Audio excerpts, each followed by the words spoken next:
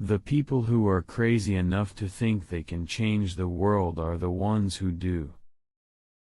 For the past 33 years, I have looked in the mirror every morning and asked myself, if today were the last day of my life, would I want to do what I am about to do today? And whenever the answer has been no for too many days in a row, I know I need to change something. Your work is going to fill a large part of your life, and the only way to be truly satisfied is to do what you believe is great work, and the only way to do great work is to love what you do. If you haven't found it yet, keep looking. Don't settle. As with all matters of the heart, you'll know when you find it.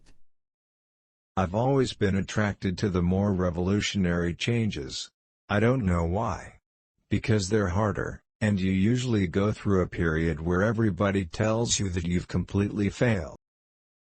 Remembering that you are going to die is the best way I know to avoid the trap of thinking you have something to lose. You are already naked. There is no reason not to follow your heart.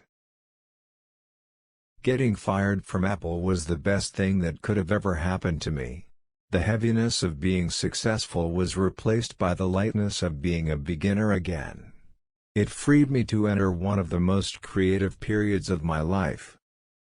It's really hard to design products by focus groups. A lot of times, people don't know what they want until you show it to them. I'm as proud of many of the things we haven't done as the things we have done.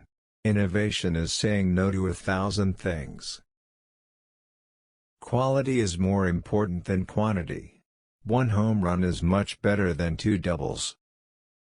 Be a yardstick of quality. Some people aren't used to an environment where excellence is expected.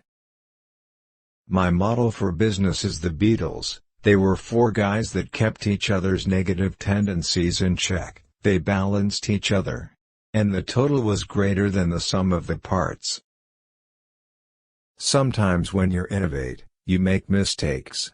It is best to admit them quickly and get on with improving your other innovations. You can't connect the dots looking forward, you can only connect them looking backwards.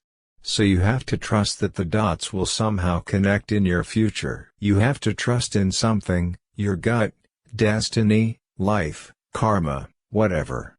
This approach has never let me down, and it has made all the difference in my life. That's been one of my mantras, focus and simplicity. Simple can be harder than complex. You have to work hard to get your thinking clean to make it simple. Being the richest man in the cemetery doesn't matter to me. Going to bed at night saying we've done something wonderful, that's what matters to me.